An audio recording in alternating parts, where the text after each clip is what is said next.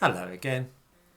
You might have thought that in this day and age, everybody would realise that employing or promoting people simply because of the colour of their skin was a really, really bad idea. Apparently, though, some people have not had this memo. About whom am I talking? Step forward our much loved Home Secretary Priti Patel, who told the National Black Police Association in October, progress on the recruitment of black officers has been stubbornly slow and we know we have so much more to do. She went on to say that the College of Policing would now develop a new national fast-track route for black and ethnic minority inspectors to gain promotion to superintendent. I give a link to the newspaper article about this in the description to this video. It didn't receive as much coverage as it might have done. The president of the National Black Police Association responded by saying that most officers sit at constable and sergeant level. The accelerated promotion scheme would create a more level playing field and help reduce barriers our members face, and we are very supportive of the initiative. Yeah, I bet he was. In fact, this kind of thing, promoting black police officers simply because they are black and giving them senior roles, has been going on for some time. All that is really being talked about here is extending this scheme to places other than London, where it is a long established and if informal practice.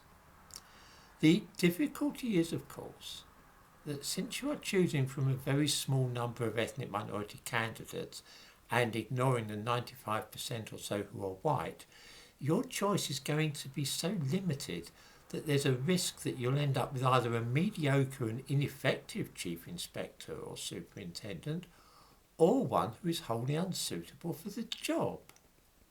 This is simply a matter of statistics. The wider the pool, the more likely you are to find a perfect fit for the job, and conversely, the smaller the pool, the less likely you are to find an outstanding candidate. It's a question of numbers rather than ethnicity. There are indications that this policy is a disastrous one by the number of disciplinary actions against and even criminal cases involving higher ranking officers belonging to ethnic minorities. They may only account for 7% or so of police officers, but ethnic minorities do seem to be disproportionately represented in disciplinary cases. I was prompted to think along these lines by a disciplinary case which is currently being held in London against 4 ethnic minority officers. I give a link in the description to this video to the disciplinary action against Chief Inspector Paul Martin, West Area Borough Commander, and 3 of his colleagues. Martin may be seen in the thumbnail to this video. Among the allegations being made against him are that Chief Superintendent Martin took Sergeant James DeLuzio's corporate card with him to a conference and spent £5,584 on invalid expense claims, which he himself later approved as Sergeant DeLuzio's line manager. These included flight upgrades, travel insurance, gifts, refreshments and alcohol. Approved expenses for the trip amounted to just £105. He was also accused of failing to declare a conflict of interest in relation to the promotion of an officer he mentored and described as a baby brother, the panel were told.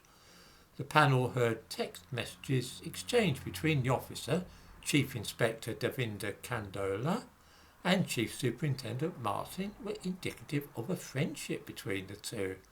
One exchange allegedly reads, "I need this, mate, I need the supers badly," to which Chief Superintendent Martin replied, "I know." Of course, the hearing is still going on, but to the untutored eye, this all looked very dodgy. 4 ethnic minority officers, 2 of whom share the same surname, Chief Inspector Kandola, Sergeant James DeLuzio, Police Constable Karina Kandola and Chief Superintendent Martin face allegations of gross misconduct over a series of accusations. I suggest that viewers read the news item to which I give a link, because the allegations are simply astonishing. One cannot help but suspect that the two senior officers were originally promoted precisely in line with the kind of scheme which the Home Secretary was advocating last week. The panel hearing the case consists of 3 people: Chairman Akbar Khan, Sadhana Patel and Melanie Dales. We live in interesting times.